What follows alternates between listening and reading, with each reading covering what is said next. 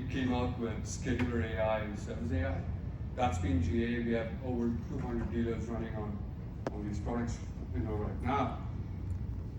At Techion One, in the last 24 hours, we have launched more than 6 AI products.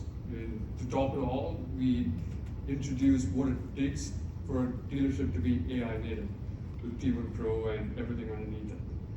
Which begs the question, what's enabling us to launch AI products at this pace and still make sure that we are anchoring all of them in value, right? And that's what this session is all about. To give you a peek into how we go about building these products, how we put our customers first, and how we anchor all of it in true return on investment and value, right? There are two core pillars to getting this right. If you want to run AI at scale for multiple use cases across your dealership, you need to be able to have a very strong foundation, both on the data layer and the AI layer. We are able to do this because of two pillars, as we would like to see it. One is our AI platform and all the model orchestration that we get to do with this AI platform. Because every use case requires a different model. The right model for every job, and the ability to swap models in real time as and when the new models are coming up. And no single model can power every agent, so just having them all stitched together to do the right job at the right time is very fundamental to getting these products right. The second pillar is the vertical integration part. It's not just data, but context. A true system of record that sees the entire transaction, both operational and financial, is very crucial to get the AI products right from the standpoint of being able to deliver value. This is really what we keep going back to, when we are building new products. What does our platform look like? What is it that we need to do in our platform? And how do we build it in a form factor where we can leverage it for every product that's coming up after this? To just put things in perspective, we launched T1 Pro.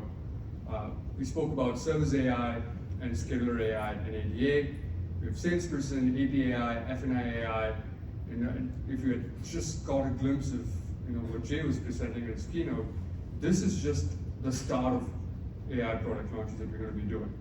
There's a whole suite of products coming up in our pipeline, and the pace at which we'll be launching them will fundamentally enable you to do business very differently in an AI native world. And if we were to bring it to our specific products and platform pieces which enables us to do that, it is a few core areas that you see on the very left here. You need to have a very strong conversational voice foundation, which can do real-time speech, where it can listen, understand, and respond naturally. You need to have models that can do a pretty good job with reasoning and generation, because there are multiple tasks where it is multi-step reasoning. You need to be able to look at content, you need to be able to draw inferences out of content, you need to be able to summarize content, and you need to be able to go from there. Documents, boy oh boy.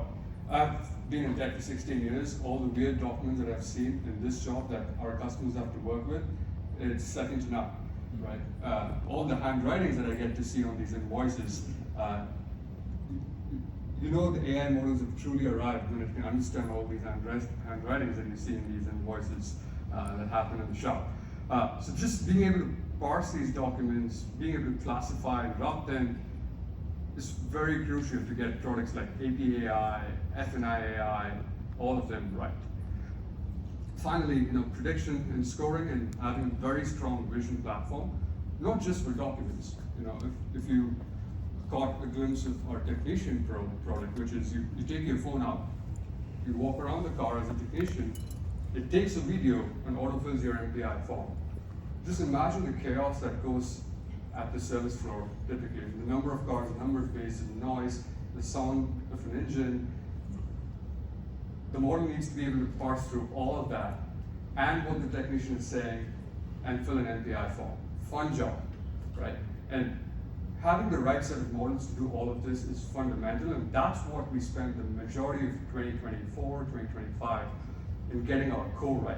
Our data platform and our AI platform, which is very use case driven with best models for each of these use cases, and the ability to swap these models out as and when the new ones come.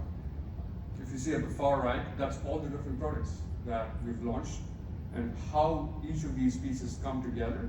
Sometimes it's a 2x2 matrix, sometimes it's a 3x3 matrix, but they all need to come together seamlessly and have security at the very forefront of it to be able to deliver these products. So one orchestration layer, many models, that's what this is. You have all our agents at the very top. You have our AI platform, which does model orchestration and routing, and it does a lot more than that to be able to have complete context of who it's interacting with and being able to understand the intent that someone's coming to for the dealership to get their task done. And we fundamentally look at it as three different set of products. One is products that are embedded into Tekion, which is just changing how you do business day to day. The second one is, if you look at the number of cars that even the best salesperson sells, that number hasn't changed much, the NADA metric. It has stayed fairly constant for about 40 years, is what we told. Why is it that we're able to get all the productivity gains with everything around us, but somewhere here it's been a little hard to penetrate? It's because you guys didn't have a well-integrated, vertically integrated software, which was at the forefront of technology, where you could take all these productivity gains. Not anymore. ARC and everything that we're doing right now, that's our goal, and that's where we're headed.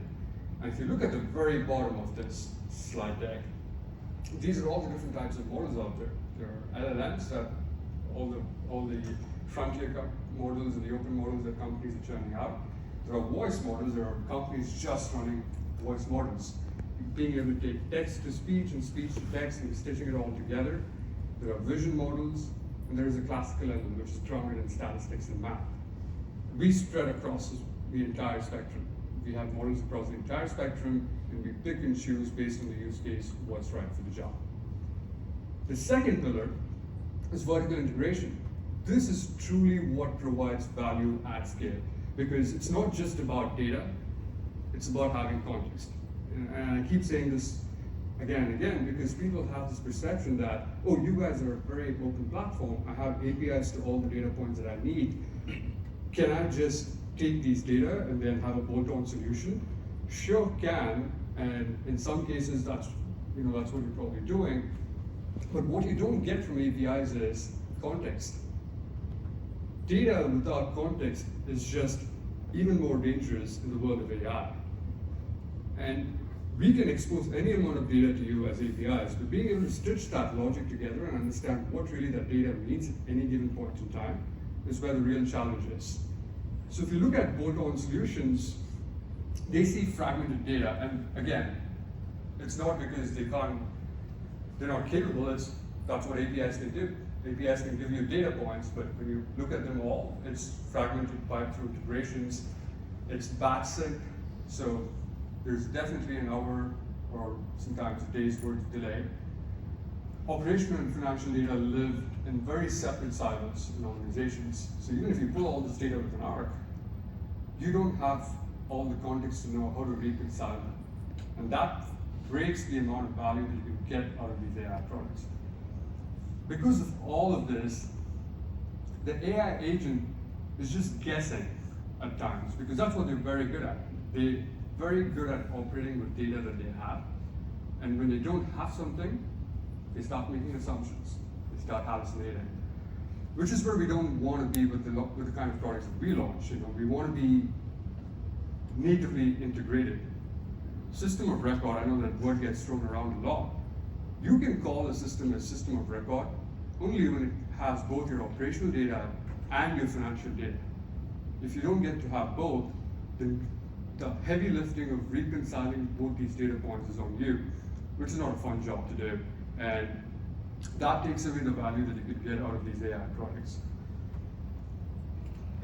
Yeah, going back to having this entire operational data across service, parts, repair orders, inventory, sales, retail, CRM, and having the financial data on the other side, be it GL, journal entries, the reconciliation of all these data points, your AP, AR, just having all of this come together makes the system very powerful to have deeply integrated AI products as part of its stack. Brings this context, that's what we like to call it. That's really what AI needs to get the job done. For us to get all of this right, we need very strong infrastructure partners.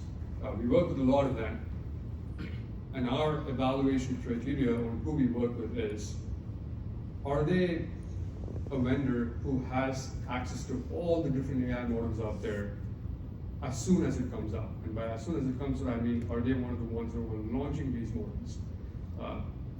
From that standpoint, AWS has been a great partner to work with. I'm happy to welcome Satinder, Director of Solution Architecture of AWS, to join me on stage to talk more about how we partner on this and make sure you guys are getting the best product that we can deliver. Satinder, thank you.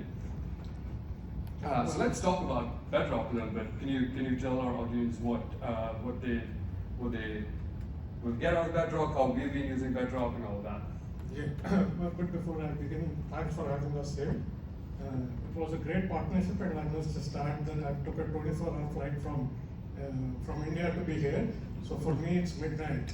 So if I just doze off, But coming back to the thing that you asked, I think when we started working with you on this initiative, the tenets that you outlined were very closely aligned with the capabilities of the generative AI product.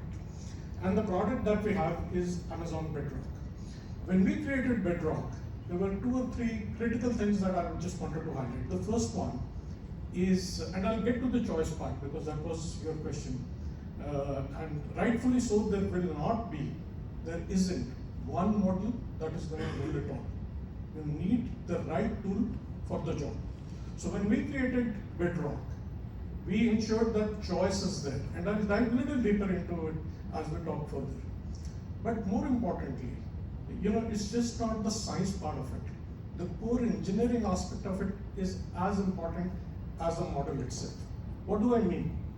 What I mean is, things like security and privacy. Think of that. When you're building AI applications and you are using frontier models, you don't want your data to be used to train the models. At the same time, the model provider is not willing to share their models that you can go and deploy it in your environments, because there is substantial amount of intellectual property, billions of dollars that they have spent. So how do you bring these 2 needs together? That's what led to creation of Amazon Bedrock. You said none of the data that you have will ever be used, and I repeat, will ever be used to train the model. You get to use the model, it stays in your environment, and we do all the things like encryption of data at rest, encryption of data in motion, and with Amazon Bedrock, it has capability of meeting some of the stringent regulatory requirements across the world. So blending security and privacy was foundational to creation of Amazon Bedrock. Ever since we have launched it, there are more than 100,000 customers across different industries that are relying on Bedrock to power their generative AI applications. To Satinder's point, you mentioned security. That was very important for us when we were evaluating which platform to build off of. Especially for our industry, we're just a lawsuit away. People are waiting to see where we fail so that they can sue us, right? From a data standpoint. We handle some of the most sensitive customer data that you can think of: social security, and you can bank information. It's the second most expensive transaction that a household in the United States makes. First one being buying a home. Given that you're operating with such important data, we wanted to choose partners who had security at the foundation of what they were building and how they go about it. Satinder also mentioned about not using data for training our models. We stand by that as well. I see customers here who are live on our Service AI product, and if you all remember, we take 2 days to turn it on from the time you say yes. We train the model on your data, and then we make it available for you, and we don't we don't train our models across all data unless it's anonymized to the point where it's required to ground the model and make it more productive at what it's doing. And from that standpoint, it's been great working with you guys. You know, you think about security as much as we do, and the fact that we both think about it means our customers don't have to worry about it, which has been great. Thank you for that. We want to touch about another point which is very important for us, which is vendor agnostic. We don't want to be ever in a position that we don't have access to the best model out there for a use case because the infrastructure that we're going with cannot support that model. Can you talk more about your partnerships with all these model providers and what that means for us and for our customers? Yeah, and this was one of the core tenets when we created Bedrock. I'm happy to announce that Bedrock today supports the two frontier models, be it from Anthropic and OpenAI, as well as more than 100 plus models across different closed source as well as open source models. So you have the right tool for the job. And it is all powered through a singular API. And you know, Shiva did talk about the fact that, you know, as the technology is evolving, you know, you need to make decisions. And let's say at a later point in time, there is a more advanced model that comes out that Tekion and you would like to harness.